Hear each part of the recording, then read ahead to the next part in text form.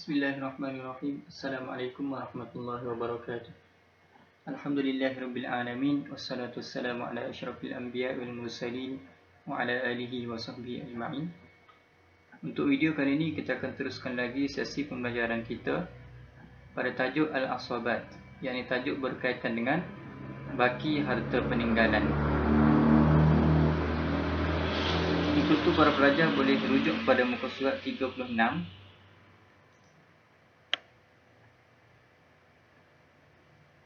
Asabat salah satu anwa', yakni asabah terbahagi kepada 3 jenis. Yang jenis yang pertama diberi nama ataupun disebut sebagai asabah bin nafsi, yakni asabah secara langsung. Yang kedua asabah bil ghair, asabah bersama dengan yang lain. Dan yang ketiga asabah ma'al ghair, mendapat asabah dengan sebab bersama dengan orang lain. Baik, tengok kepada jenis yang pertama. Ta'rif kepada asabah bin nafsi. Kullu zakarun la tadkhulu fi nisbatihi ila al-mayyit unsa wahdaha. Yakni setiap waris lelaki, setiap lelaki yang tidak diselangi perhubungan dia dengan si mati, perempuan ataupun seorang perempuan. Contohnya anak lelaki si mati dia, anak lelaki si mati berhubung secara direct dengan si mati. Begitu juga ayah si mati. Seterusnya hukmuhu, iaitu fungsi bagi asabah bin nafsi. Ia terbagi pada beberapa keadaan. Keadaan yang pertama, dia akan memperolehi ya'khuzu al-baqi ba'da ashabul furud. Dia akan memperolehi baki harta selepas harta tersebut dibahagikan kepada golongan ashabul furud, iaitu sebagaimana yang kita belajar sebelum ni. Contohnya si mati meninggalkan ibu dan isteri, maka harta dibahagikan kepada ibu dan isteri dulu, barulah baki harta tersebut dibahagikan kepada golongan asabah. Situasi yang kedua, ketika mana si mati hanya meninggalkan golongan asabah sahaja, iaitu contohnya si mati meninggalkan anak lelaki sahaja, maka yajuz jami'ul mal, maka anak lelaki tersebut akan memperolehi keseluruhan harta.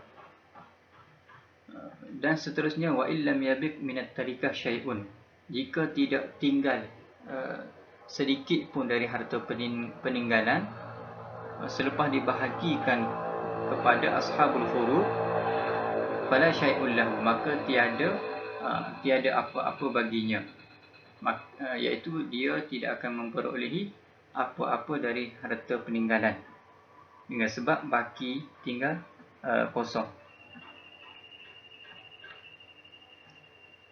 Seterusnya aqsamul asabah bin nafsi, yang ini sama sebagaimana di atas.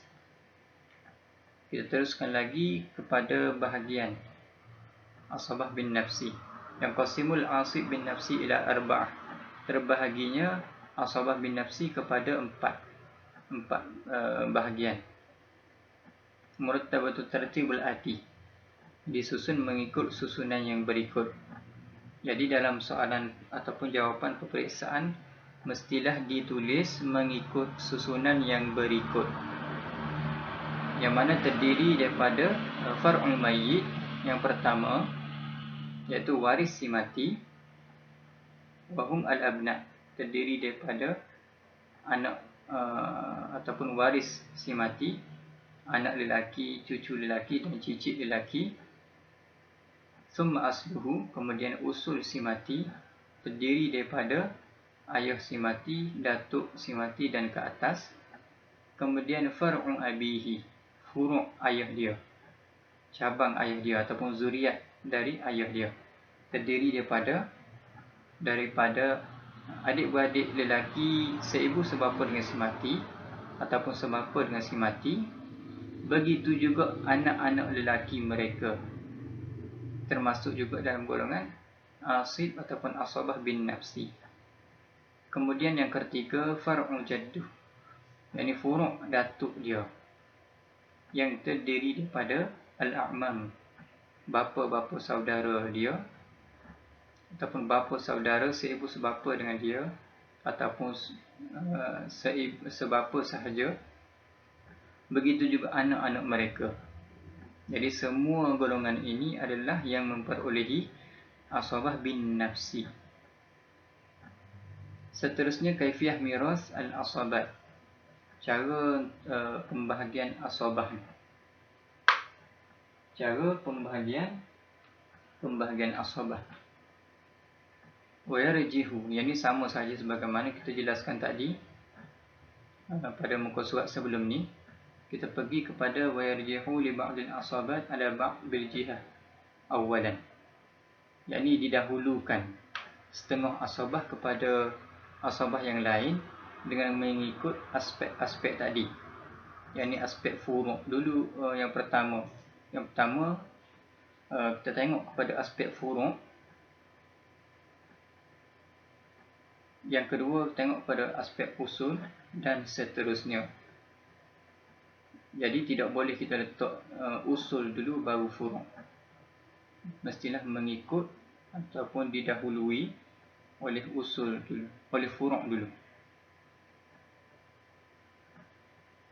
Yani bil jihah awalan, dengan aspek tadi. Dan yang kedua wasaniyan bi qarbil darajah, dengan hampirnya kedudukan dengan si mati. Dengan hampirnya kedudukan dengan si mati. Iaitu kalau tengok pada furu' mayit, anak lelaki, cucu lelaki, cicit lelaki, jadi mestilah anak lelaki dulu yang akan memperolehi asabah bin nafsi. Wasalisan bi quwwatil qarabah, dengan kekuatan kerabat. Ini sama sahaja. Itu mestilah anak dulu, usul, kemudian furu' ayah dia dan furu' datuk dia. Aulal asabah bil miras far'ul mayyit. Yang ni kita dah sebut tadi.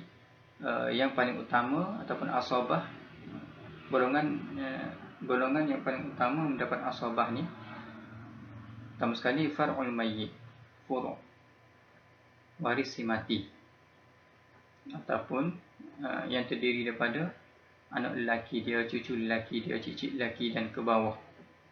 Kemudian anak-anak dia lah. Fa illam yakun fa asluh, jika tiada furu', maka dia asabah tu beralih kepada usul.